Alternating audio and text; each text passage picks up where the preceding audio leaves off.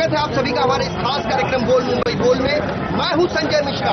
मुंबई के सांताक्रूज पश्चिम में हम खड़े हैं। यहां पर कांग्रेस पार्टी के वो तमाम कार्यकर्ता अपने हाथों में कटआउट और झंडे लेकर प्रशासन को लगातार आह्वान कर रहे हैं कि जिस तरीके से समय समय पर घर के रसोई गैस में की कीमतों में जो वृद्धि हुई है, जो इजाफा हुआ है, उसे किसी सूरत में बर्दाश्त नहीं किया जाएगा।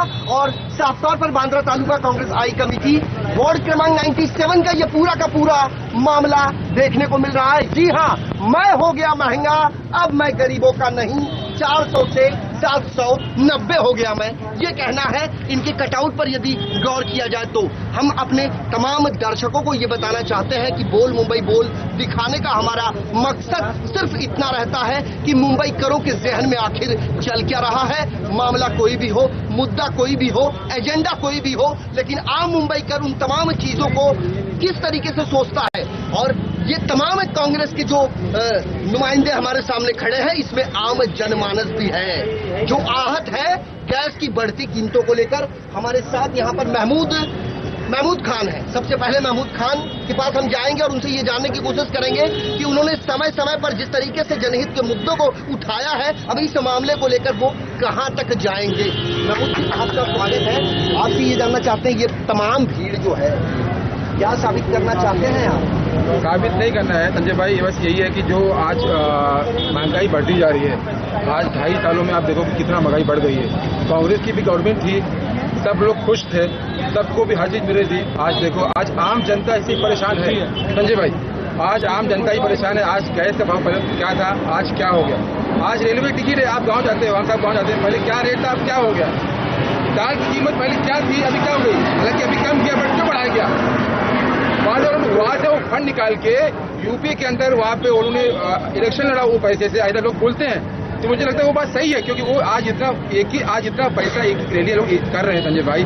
पैसा कहाँ जा रहा है? आम जनता का ही पैसा ये लोग सब निकाल के सब यूज कर रहे हैं। आम जनता ही परेशान है। मैं इतना कहूँगा कि जो आज कीमत बढ़ी है इसको पीछे लिया जाए, क्योंकि इसमें आम जनता ही थोड़ी परेशान है। तो कुल मिला के इनका कहना है, बड़े संक्षेप में इन्होंने अपनी बातों को भी कह दिया और आह्वान भी कर दिया कांग्रेस के इस परचम तले कि जिस तरीके से सुरसा की तरह महंगाई है लोगों को निकलने के लिए, भ्रष्टाचार का दीमक अंदर तक जा घुसा है। हर बार नया आह्वान जनता से किया जाता है, लेकिन जनता से जो वादे किए जाते हैं, उन वादों की कसौटी पर लोग कितने खरे उतर पाते हैं, ये एक बड़ा सवाल है। हम अपने तमाम दर्शकों को ये बता दें कि मुंबई में तकरीबन 130 के आसपास गैस एजेंसियां हैं। अगर भारतवर्ष की बात करें तो 18,240 के आसपास डिस्ट्रीब्यूटर हैं और उनके माध्यम से तमाम लोगों के घरों में रसोई गैस सिलेंडर पहुंचाया जाता है। सब्सिडी की बात की जाती है, जनधन योजना लागू किया जाता है, जनधन अकाउंट खोला जाता है, लेकिन क्या सब्सिडी समय रहते लोगों के अकाउंट में जा पा रही है? एक बड़ा सवाल है। और कालेबाजारी की यदि बात करें तो गैस सिलेंडर जो होना तो चाहिए लोगों के घरों में, खास करके महिला गृहिणी जो होती है, वो घर की होम मिनिस्टर होती है। महमूद भाई, आपसे जानना चाहेंगे, महिलाओं का अक्सर ये कहना होता है कि हर 15 दिन पूरा होने से पहले गैस का सिलेंडर चला जाता है, गैस खत्म हो जाता है। हमने सड़कों पर खोमचे वालों को, चाइनीज वालों को, बड़ा पाव वालों को, मसाला डोसा वालों को, तमाम लोगों को देखा है कि वो खाद्य पदार्थों का जो उत्पादन है वो सड़कों पर करते हैं, फुटपाथ पर करते हैं, वो भी इसी गैस जिसको लेकर आपने ये संकल्प लिया है। यही गैस सिलेंडर उन तक कैसे पहुंचता है? जाना तो चाहिए आम जनता के घर में, वहां कैसे पहुंचता है? प्लेट से पहुंच रहा है। कुछ ऐसे लोग हैं जो ब्लैक कर रहे हैं, बट वो गलत है। बट यही कहूँ कि जो वो आज जो गैस, ये गलत नहीं है, वहाँ गलत है। देखा जाए हमारा आंकड़ा कहता है 1500 करोड़ का ये भ्रष्टाचार है, लेकिन इस पर किसी की नजर नहीं जा रही। बट आज जो ये लोग बोलते कि आज हम भ्रष्टाचार नहीं कर रहे हैं बीजेपी गवर्नमेंट, आज वही तो हो रहा है। आज आप जनता परेशान है, उनको गैस नहीं मिल रहा है, और जो मिल रहा है वो इतना महंगा है कि वो क्या करे। आज वो स्टोव जाने पे आमादा हो गए। बिल्कुल बिल्कुल, बद से बदतर परिस्थिति का सामना कर रहा है गरीबों के लिए बड़े बड़े दावे किए जाते हैं, बड़े बड़े योजनाएं बनाई जाती है, लेकिन उन योजनाओं का लाभ गरीबों को क्या मिल पाता है? एक बड़ा सवाल है जिसका जवाब शायद ही किसी के पास हो। विजय अबनावे एक ऐसा नाम, कांग्रेस के काफी सीनियर मोस्ट कार्यकर्ता कहे, नेता कहे, कोई अतिशयोक्ति नहीं। विजय अबनावे साहब, आपके हाथ में कटआउट हमने देखा, उस पर लिखा था पाचव्यांदा एटीएम मधून पैसे काढले आज 173 सरचार्ज। देखो, मैं ये कहना चाहता हूँ कि मोदी ने 15-15 लाख रुपया अकाउंट में डालने का वादा किया था। आज ऐसी परिस्थिति हो गई है कि जो एक मजदूर आदमी, भिखारी आदमी जो सड़कों के ऊपर काम करता है, 200-400 रुपया, 500 रुपए के ऊपर वो कमाता नहीं है। और जितने भी जो मजदूर लोग हैं यूपी बिहार से आए हुए, वो अपने बैंक के अंदर पैसा डालते हैं क्योंकि अपने गाँव भेजो। तो गाँव भेजने के बाद उनके अकाउंट से 150 रुपया 200 रुपया ट्रांजेक्शन फी काटी जा रही है। तो ये कितना परेशानी की बात है। पूरे कांग्रेस पार्टी इस मामले को लेकर कहां तक जाएगी? कांग्रेस पार्टी इस मामले पर जाके पूरा गली गली, पूरा मुंबई, महाराष्ट्र के अंदर, पूरे बम्बई के अंदर, पूरे इंडिया के अंदर गली गली आंदोलन करेगी जब तक ये गैस का पैसा कम नहीं हो जावे। और ये जो ट्रांजेक्शन फी जो गई है अकाउंट से कट के, जो आदमी लोग के, सादा आदमी लोग के होते थे, वो ट्रांजेक्शन फी गवर्नमेंट को उनके अकाउंट में वापिस रिवर्स लाना पड़ेगा। जब तक नहीं लाएंगे आगे हम लोग उसको आंदोलन करेंगे, उपोषण में बैठेंगे। कांग्रेस पार्टी पूरे जोर शोर के अंदर जितने भी हमारे वरिष्ठ नेता है सभी जन लगे पड़ेंगे। और ये बहुत गलत हो रहा है कि दलित भी इसके अंदर बहुत परेशान है। सब परेशान है, सब के सब परेशान है, लेकिन मामला जो है वो थमने का नाम नहीं ले रहा है। हम अपने तमाम दर्शकों को बता दें, मुंबई के सांता क्रूज वेस्ट का इलाका है जो मुंबई के पश्चिम उपनगर में स्थित है। दौलत नगर, चूना भट्टी, ये इलाका किसी से छिपा नहीं है। यहाँ पर हमारे साथ और भी कई लोग हैं। जनाब, आपसे जानना चाहते हैं, वाहिद भाई, एक बात समझ में नहीं आई। बीएमसी चुनाव बीत गया, उत्तर प्रदेश चुनाव बीत गया, चुनाव का दौर आता है चले जाता है, जनता जस की तस। क्या साबित करना चाहते हैं ये राजनेता और क्या करेंगे आप और आपकी ये कांग्रेस पार्टी आम जनता के लिए? जनता के लिए आज से नहीं कम से कम 4-5 साल हो गए और जनता के लिए ही काम कर रहे हैं और जनता के लिए काम करते रहेंगे हम लोग। भले हार गए तो क्या हुआ, काम हम करेंगे। और मोदी सरकार तो ऐसी है ना कि फुसला के वोट ले रही है। पता नहीं हमारे पब्लिक को क्या हो गया है, समझ में नहीं आ रहा है। पब्लिक वो इतना करप्शन करे जा रहा है लेकिन हमारी पब्लिक उसको फिर भी वोट फुसला के वोट मांग रहे हैं। पब्लिक उन्हें दिल खोलकर वोट दे रही है। लेकिन आपको एक ऐसा कार्ड तो बताइए जनाब, कि ऐसा कोई खाका, कोई प्लेटफॉर्म बताइए जो कांग्रेस पार्टी ने तैयार किया हो और वो मील का पत्थर साबित हो जनहित के मामलों को लेकर। अभी ये हमारे बड़े नेता लोग का काम है। ये जनहित क्या तैयार कर रहे हैं वो बड़े नेता, हम लोग छोटे नेता हैं, हम लोग वार्ड में काम करते हैं। हमारे वार्ड की सुरक्षा हमको करना है। बिल्कुल, बहुत उचित बात इन्होंने करी है क्योंकि स्थानीय निकाय चुनाव बीता है और आम जनमानस के दिल पर, उसके परिवार पर तमाम मुद्दों को लेकर क्या बीत रही है ये उनका दिल ही जानता है। क्योंकि कहावत है कि जिसका छिलता है उसी का चुनमुनाता है। अब हमारे साथ और भी कई लोग हैं। नमाज की अजान भी हो गई है। आपसे एक सवाल पूछेंगे और हम उम्मीद करेंगे कि आप इसका सही जवाब। तमाम पार्टियां वादे करती है, सत्ता पर जो पार्टी आसीन होती है वो भी वादे करती है, जो हार के जाता है वो भी मानने को तैयार नहीं होता है। ये तमाम कवायदों का जो दौर है, अटकलों का जो बाजार है, आपस में जो नूरा कुश्ती चलती है, इसका खामियाजा आम जनता ही भुगतती है। ये लड़ाई क्या अपने अंजाम तक पहुंचेगा? क्योंकि आज आपने आगाज किया है। सबसे पहले मैं बताऊंगा कि मेरा नाम मौलाना अब्दार खान है, मैं कांग्रेस पार्टी से मुंबई का वाइस प्रेसिडेंट हूँ। दूसरी चीज जो आपने बोला कि इस सरकार और आपकी सरकार क्या करेगी, हम कहाँ तक पहुंचेंगे। ये सरकार देखा जाए तो हम बने की है, बड़े लोगों की है। क्योंकि कोई भी एमएलए, मैं बीजेपी का एक भी एमएलए मुझे नाम दे दो जो एक फुटपाथ वालों को जाकर के या सलाम वालों को पास जाकर खड़ा हो, सिर्फ वो बिल्डिंग के लोगों को देखते हैं। आज चूना भट्टी में देख लो आप, शास्त्री नगर के आगे हमारे आशीष सालार साहब जो आमदार यहाँ के हैं वो कभी नहीं आते। बिल्डिंग में इंसान नहीं रहता? नहीं, इंसान जरूर रहते हैं। क्या यहाँ पे इंसान नहीं रहते? मैं चैलेंज करता हूँ इस महाराष्ट्र सरकार को नहीं बल्कि हिंदुस्तान सरकार को कि आज अगर वोट डालने वाला अगर ज्यादा तादाद में अगर कोई होता है तो वो सलाम का व्यक्ति होता है। बिल्कुल बिल्कुल। क्या वो गरीब को जो छोटा जो सिलेंडर की बात आती है, छोटे सिलेंडर का कांग्रेस सरकार में 400 से 500 तक था, आज 790 इस तरीके से रेट चल रहा है। मुझे बताओ क्या ये सरकार सही काम कर रही है? हमारे देश के पीएम साहब बोलते हैं हम गरीबों के लिए बड़ा अच्छा काम करते हैं। मेरा एक छोटा सवाल है पीएम साहब से कि आज जब पैसा बंद किया गया तो लोगों ने अकाउंट में डाला। आज फुटपाथ के रोड पे जो लोग धंधा लगाते थे, जो गरीब व्यक्ति अपने बच्चियों की शादी के लिए, लड़के की शादी करने के लिए पैसा इकट्ठा किया, करने के बाद जब हमारे पीएम साहब ने कहा कि इसको जमा कर दिया, हमने जमा कर दिया। आज उस बच्ची के अकाउंट में जो हम शादी के लिए कर रहे थे वो पैसा कम मुझे मिल रहा है। तो ये शायद नाइंसाफी है ना गरीबों के साथ। ये किसके साथ? बिल्डिंग वालों के साथ नहीं हो रहा है, ये स्लम वालों के साथ होता है। सर ऐसा नहीं होना चाहिए। और आज जो मशीन की बात हो रही है ना, जो इलेक्शन में मोदी जी बहुमत से आए, ये जो आवाज उठ रही है महाराष्ट्र में, हिंदुस्तान में अपने अपने बताया जा रहा है कि यहाँ पर इतनी सीटें आ रही है। मैं उनसे कहता हूँ अगर उनके अंदर ये चीज है, मशीन हटाओ, कांग्रेस के लोग और गरीब लोग दिखा देंगे तुम्हारे कौन जीत रहे हैं। ये मशीन की बात समझ में नहीं है। मैं आपसे बताऊंगा, एटीएम मशीन जो इस टाइम चल रही है, तो हम लोग वोट डालते हैं। चलिए छोटी सी बात बताएं आपको, आज जिनकी फैमिली है यहाँ पर, कुछ ऐसे आप तो मीडिया वाले आपको ज्यादा मालूमात हमारे से, कुछ ऐसे लोग हैं जिनके 100 वोटें थी घर की, मगर उनको 2, 4, 5 इस तरीके से वोटें मिली। ईवीएम मशीन के बारे में आप बात कर रहे हैं कि जब कांग्रेस जब बहुमत से सत्ता में आई तब भारतीय जनता पार्टी ने भी इसका विरोध किया था। आज भारतीय जनता पार्टी सत्ता में काबिज हुई है, आज कांग्रेस उसका विरोध कर रही है। बात हजम नहीं हो रही है ईवीएम मशीन को लेकर। नहीं सर, एक सवाल सुन रहे, इससे पहले जब कांग्रेस सरकार जब बहुमत से आई, जो एपीएम को अपने मुद्दा उठाया, मगर मैं इस बात को बोल रहा हूँ कि कुछ जगहों पे ऐसा हुआ जो आप पेपर में भी देखा होगा, बटन दाबा किसी और का था और लाइट कहीं और जल रही। जी। तो ये कांग्रेस के वक्त में अगर किया होता तो वो भी गलत था। बिल्कुल बिल्कुल। आपका नाम?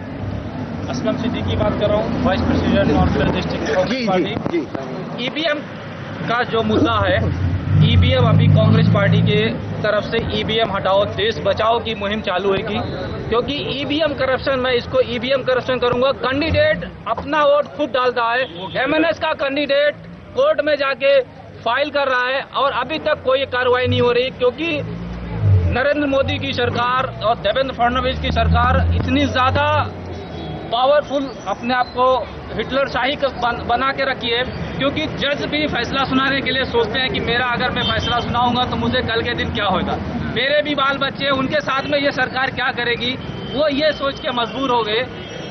इसके वजह से ये जो ईवीएम की करप्शन चल रहा है, इसकी वजह से कैंडिडेट का खुद का वोट नहीं है, जीरो वोट आया उनको, 0 वोट। EVM corruption. मैं तो इसे सूट बूट की सरकार कहूँगा। सूट बूट की सरकार इसलिए कि अंबानी अदानी इनकी सरकार है, हमारे स्लम की सरकार नहीं है। अब मैं नरेंद्र मोदी तो बहुत अलग है, पीएम की बात है उनकी। हमारे यहाँ के एमएलए आमदार आशीष शेलार जी, वो ये पट्टे के इस साइड आते ही नहीं, स्लम देखते नहीं। 2.5 साल हो गए, आए कभी नहीं आते। तो सिर्फ उधर ही रोडों का काम, पानी का काम, क्यों बिल्डिंगों में इंसान रहते हैं, यहाँ इंसान नहीं रहते। यहाँ ना गटर का काम हो रहा है, ना पानी का काम हो रहा है। वार्ड कौन सा है आपका? वार्ड 97 है हमारा। आपको पता है तेलंगाना कितने वोटों से चुकी है? पता है, हमने इलेक्शन आपके वोट से गिरा है? हमारे वोट से गिरा है, पर वो साइड से गिरा है। ये साइड से हमारे जो वोट गिरे हैं वो तेलंगाना को नहीं गिरे। अगर आप देखो आशीष शेलार के बारे में आपने कहा, मैं बड़े शॉर्टकट में आपसे एक सवाल पूछूंगा, लेकिन समय है एक छोटे से ब्रेक का। ब्रेक के जब हम उस पार लौटेंगे, मुद्दा है गैस सिलेंडर की बढ़ती कीमतों को लेकर।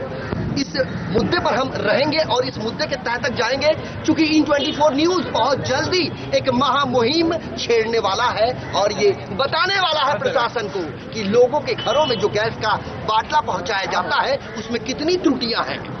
बने रहिए IN24 न्यूज के साथ।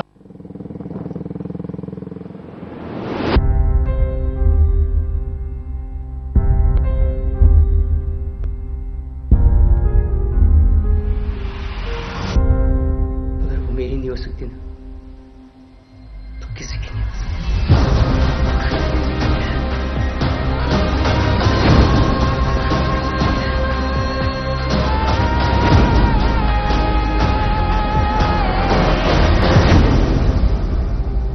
Baby, you got me.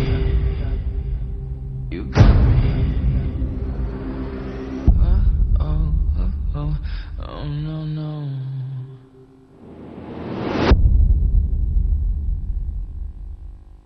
Break के बाद हमारे इस खास पेशकश बोल मुंबई बोल में आपका स्वागत है। ब्रेक पर जाने से पहले हमने आपको बताया था ये दास्तान है मुंबई के सेंटा क्रूज वेस्ट स्थित वार्ड क्रमांक 97 में, जहां महमूद खान कांग्रेस के परचम तले तमाम कांग्रेसियों को और यहाँ के स्थानीय रहवासियों को लेकर निकल पड़े हैं उस जन आंदोलन को लेकर, जिसमें गैस सिलेंडर की बढ़ती कीमतों को मुद्दा बताया जा रहा है। हमारे साथ महिलाएं बड़े पैमाने पर है। मैडम, सबसे पहले आपका नाम? प्रेमलता जी, आपसे संक्षेप में एक सवाल करना चाहूंगा। पुरुष वर्ग अपने रोजी रोजगार में निकल जाता है, महिलाएं गृहिणी होती है, घर में रहती है, गैस सिलेंडर का कैसा अनुभव रहा है? बहुत गलत अनुभव चल रहा है, क्योंकि हम महिलाएं घर चलाते हैं, हमको मालूम है हर चीज महंगाई इतना तेजी से बढ़ रही है, कि गैस का भाव अभी 1 महीने में इतना बढ़ जाएगा वो हम कभी सोचे भी नहीं थे। जी, अभी 700 बोलो, भर्रा बोलो, 600 बोलो, हम सोचते हैं कि थोड़ा घटेगा हर चीज, लेकिन यहाँ तो महंगाई बढ़ती जा रही है। होना क्या चाहिए? बंद कर दे। होना चाहिए कि जिस हिसाब से हम उम्मीदों पे इनको उतारे हैं, इनको कम करना चाहिए हर चीज में। आप इसके लिए जिम्मेदार किसको मानते हैं? हम जिम्मेदार सरकार को मानेंगे। बिल्कुल बिल्कुल, आम इंसान सिस्टम को, मानेंगे नहीं, सरकार को ही सिस्टम को हम जिम्मेदार मानेंगे, क्योंकि सिस्टम जो है वो इस लोकतंत्र को संचालित करता है। और खास करके उन लोगों को भी हम ये बता देना चाहेंगे जिन लोगों का ये अक्सर कहना होता है कि मीडिया आई और चली गई, हुआ क्या ढाक के 3 पात। ऐसे लोगों को हम बताना चाहेंगे कि इस लोकतंत्र में ना ही हम न्यायपालिका है, ना ही कार्यपालिका, ना ही विधायिका। हम है इस लोकतंत्र के चतुर्थ स्तंभ, जिसे कहा जाता है पत्रकारिता। हमारा कर्तव्य पूरी निष्ठा से, पूरी ईमानदारी से, पूरी पारदर्शिता के साथ कोई खबर दर्शकों तक पहुंचाना है, उसकी तह तक जाकर।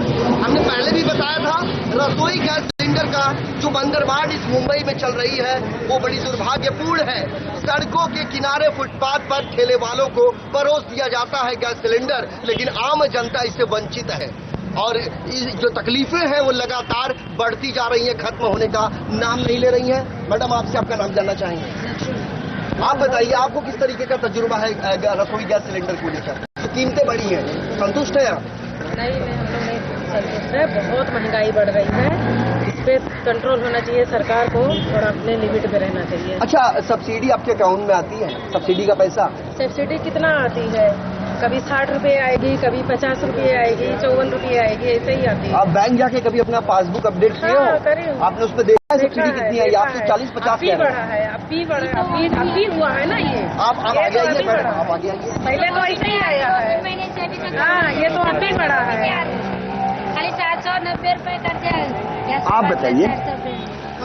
देखिए बढ़ाएंगे नहीं, बोलेंगे कि हम दे रहे हैं, कहाँ दे रहे हैं? जी जी, हाँ, किसी के पास तो आ रहा नहीं है पैसा। 60 रुपया कुछ होता है क्या? एक टाइम सब्जी नहीं मिलती 60 रुपया में। वैसे एक आम इंसान की दरकार होती है रोटी, कपड़ा और मकान। इससे ज्यादा कोई उम्मीद नहीं है लोगों को, लेकिन ये भी नहीं मिल पाता। मुसीबतों का अंबार लगा हुआ है, आम जनता आहत है, कोस रही है इस देश की आर्थिक नीतियों को लेकर, लेकिन अभी भी उनको कोई निजात मिलता नहीं दिखाई दे रहा है। रसोई गैस सिलेंडर की हम बात करें या कमर्शियल गैस सिलेंडर की बात करें, जो ब्लू नीले कलर का होता है, दरअसल होता तो यह है कि जब बड़े बड़े कारखाने में, बड़े बड़े होटलों में जो नीले रंग का जो गैस बाटला होता है, कमर्शियल गैस सिलेंडर होता है, वो पहुंचाया जाता है। लेकिन कैसे इसकी ब्लैक मार्केटिंग की जा रही है, कालाबाजारी की जा रही है, और ये सिर्फ जनता इससे परेशान नहीं है। यदि यथार्थ के पटल पर देखा जाए तो सरकारी तिजोरियों में भी बड़े पैमाने पर सेंधमारी की जा रही है, और जो रसूखदार लोग हैं उनको इससे कोई सरोकार नहीं है। सरोकार है आम जनता को। जी, आप मुझे एक बात बताइए, आपका नाम क्या है? रफीक साहब, ये बताइए कितने सालों से आप यहाँ रहते हैं? 25 साल से रहते हैं। जो गैस सिलेंडर का भाव बढ़ा है वो एक बार नहीं बढ़ा है, कई बार बढ़ा है। इस बार कोई जेन्युइन रीजन आप बता सकते हैं कि ये जो बढ़ रहा है इसके पीछे जिम्मेदार कौन है? ये सरकार ही बीजेपी के जो चुनाव लड़े वो पैसा हम लोग पे डालते हैं। नहीं, कांग्रेस की भी तो सरकार थी, लेकिन उस समय भी भारतीय जनता पार्टी के लोग कहते थे कि जो क्रूड ऑयल है, अंतर्राष्ट्रीय स्तर पर जो कच्चा तेल है उसकी कीमत में लगातार गिरावट आ रही है, तो ऐसे में पेट्रोल की कीमत भी कम होनी चाहिए। वो भी कम नहीं हुआ है, ना कांग्रेस ने कम कर पाई, ना बीजेपी कर पा रही है। आखिर ये हो क्या रहा है? पहले का जो उसका रेट बहुत कॉस्टली था, उस टाइम पे भी जो रेट अभी है, आज आपके बाहर से उसका प्रति बैरल समझे कुछ 40 रुपये कुछ समथिंग है जी। वो बेसिस पे हमारा आज जो रेट होना चाहिए पेट्रोल का वो 50-60 रुपये होना चाहिए, 50 रुपये होना चाहिए समथिंग। आज देखो रेट कहाँ से कहाँ पहुँच गया। जो कांग्रेस गवर्नमेंट थी उस टाइम पे कच्चा तेल बहुत महंगा था, तो भी उन्होंने उतना नहीं बढ़ाया। आज देखो आप कितना बढ़ गया। वो लोग कम नहीं कर रहे, वो लोग 140 रुपये हो गया। तो कुल मिला के इन्होंने अपनी बात अपने तरीके से रखी है। हम भी यही चाहेंगे कि जो कीमतें हैं रोजमर्रा के जीवन में इस्तेमाल उपयोगी जो चीजें हैं उनकी कीमत नहीं बढ़नी चाहिए। वैसे खाने पीने की चीज हो और जो पहनावा होता है उसकी जो कीमतें हैं, उन तमाम चीजों में थोड़ा तो रियायत बरतनी चाहिए ताकि आम जनता भी उसका लाभ ले सके, लेकिन ऐसा होता नहीं है। आपसे आपका नाम जानना चाहिए। एक बात बताइए रिजवान साहब, कांग्रेस पार्टी के परचम तले आपने भी कटआउट पकड़ के रखा हुआ है। ये लड़ाई कब तक जाएगी आगे तक? जब तक जाएगी, जब तक ये पैसे बांटने के पैसे, गैस के बांटने के पैसे कम नहीं, जब तक लड़ाई चलती रहेगी। रोड जाम करेंगे, चक्का जाम करेंगे, धरना प्रदर्शन करेंगे, बांटने जब तक पैसा कम नहीं करेंगे। वाइस भाई मुझे एक बात समझाइए आप जिस इलाके में रहते हैं वहाँ पर भी बड़े पैमाने पर सिलेंडर, गैस सिलेंडर की कालाबाजारी होती है। इसको लेकर कभी आपने प्रशासन से पत्राचार करने की कोशिश की या पुलिस स्टेशन में जाके किसी के खिलाफ मुकदमा दर्ज करने की कोशिश की? मुकदमा तो दर्ज नहीं किया, लेकिन हमने बताया है पुलिस स्टेशन में, लेटर भी मैंने दिया है कि बाबा ये गैस का बाटला जो ब्लैक मार्केटिंग हो रहा है इसको कम करो, और इसका आप लोग ना प्रचार, मतलब वो क्या बोलते हैं उसको, जागरूकता करो। अवेयरनेस बहुत जरूरी है। वैसे बदलते इस परिवेश में अब ज्यादातर लोग जागरूक हो चुके हैं और यही कारण है कि अब घर से निकलकर लोग सड़कों पर आने लगे हैं अपनी बातों को प्रशासन के सामने रखने के लिए। माता जी आप आगे आइए, क्या नाम है आपका, कहाँ रहते हो आप? आपके घर में रसोई गैस है? तो पहले जो गैस आप खरीदते थे जब वो चली जाती थी 800 रुपये लेते हैं, 1000 रुपये लेते हैं। अभी पहले 800 रुपये लेते हैं और अभी 1000 रुपये। ब्लैक में? आप ब्लैक में खरीदते हैं? अच्छा, आप ब्लैक में क्यों खरीदते हैं? आप कस्टमर नहीं है? आप आगे आइए, आपका नाम क्या है?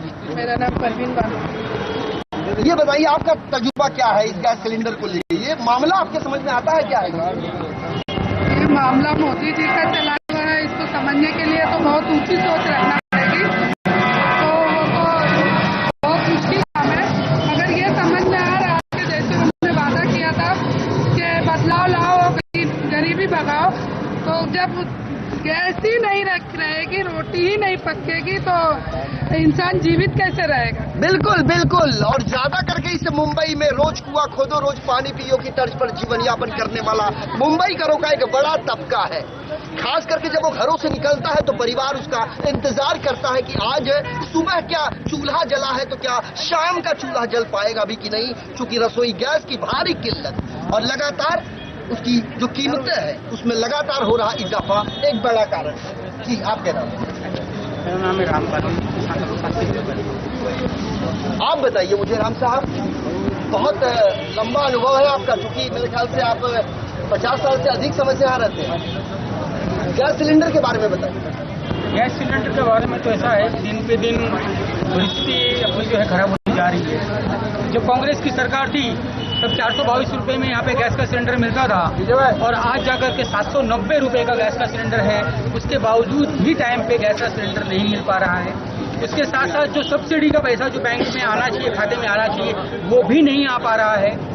अगर इसके बारे में अगर बैंक से इंक्वायरी करने के लिए जाए तो वो फर्जी भी बोलते हैं कि डॉक्यूमेंट आप जमा कर दो। डॉक्यूमेंट हमने जमा कर दिया। आज मैं कहता हूं मेरे डॉक्यूमेंट सारे जमा हैं, मेरे एलपीजी गैस के सिलेंडर की दुकान पे जमा है, बैंक में जमा है। आज की तारीख तक 1 रुपया मेरे खाते में नहीं आया है। वैसे बहुत मुद्दे की बात इन्होंने करी है, आपके पास आता हूँ राम साहब, लेकिन हम अपने दर्शकों को बता दें, हमें ऐसे दर्शकों की एक लंबी फहरिस्त है जिन्होंने हमसे ये सवाल किया है कि अभी भी सब्सिडी का पैसा उनके बैंक खाते में नहीं पहुंचा है। जब वो बैंक जाते हैं तो बैंक से उनको ये सुनने में मिलता है कि आप अपने डिस्ट्रीब्यूटर के पास जाइए, और जब वो डिस्ट्रीब्यूटर के पास पहुंचते हैं तो डिस्ट्रीब्यूटर साहब 2 कदम आगे उन्हें फिर सलाह देते हैं कि वो बैंक में जाए। ऐसे में इंसान करे तो करे क्या? सवाल कई है लेकिन जवाब एक भी नहीं। और कुछ कह रहे थे आप? और ये कह रहा था इसके बारे में, गैस के सिलेंडर के बारे में ऑलरेडी मैंने एप्लीकेशन भी किया हुआ है इनके हेड ऑफिस के अंदर, लेकिन किसी भी प्रकार का कोई रिमाइंडर नहीं है। फिलहाल आज की तारीख में अभी फिलहाल इंक्लोजमेंट मेरे पास नहीं है। आप जब भी चाहेंगे आपको इसका इंक्लोजमेंट मिल जाएगा।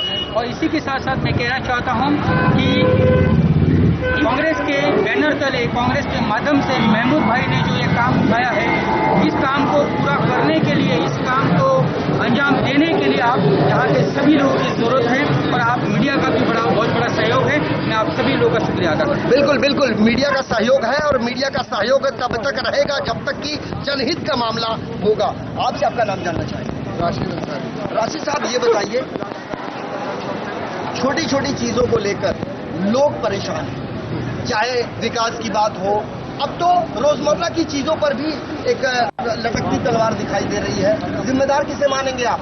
लोग कहते हैं सरकार की जिम्मेदारी है, हम कहते हैं ये जिम्मेदारी उस गैस एजेंसी वाले की है जिसके घरों से वो गैस का बाटला लोगों के घरों तक पहुंचता है। ये जिम्मेदारी मैं कहूँगा हमारी अपनी है, क्योंकि हमने सरकार को चुन के दिया है और एक ऐसी सरकार जिसने आज तक लोगों को सिर्फ बेवकूफ बनाया। सिर्फ नरेंद्र जी बोलते हैं कि मेरे भाइयों और बहनों, और कहानी खत्म। आदमी आज जैसे ही सुनता है न्यूज पे कि भाइयों बहनों तो बिस्तर से गिर जाता है कि भाई पता नहीं मेरा आपके अकाउंट में कोई नया फंड आ रहा है नोटबंदी के बाद से। लोग बिल्कुल इस तरह ऐसा हो गया कि जहां सुने मित्रों, मेरे भाइयों और मेरे बहनों, जहां उन्होंने कहा, आदमी अपना टीवी बंद कर देता है कि भाई नया कुछ सुनकर मुझे हार्ट अटैक ना आ जाए। आज ये गैस सिलेंडर पर इससे पहले 400 रुपए था, 390 से जब 410 रुपए हुआ था, उस वक्त सुषमा स्वराज जी, स्मृति ईरानी जी, ये लोग सब पूरी तरह से अनशन पर बैठ जाएंगे। अरुण जेटली साहब भी, माननीय श्री वेंकैया नायडू जी सिलेंडर उठा के घूम रहे थे, ये बताने के लिए कि भाई ये हम लोगों ने या कांग्रेस ने भाव इतना बढ़ा दिया कि लोग त्राई हो गए। तो आज जो 390 का आज से 2 साल या 5 साल पहले जो भाव था, आज वो डायरेक्ट 790 रुपए पहुंच गया।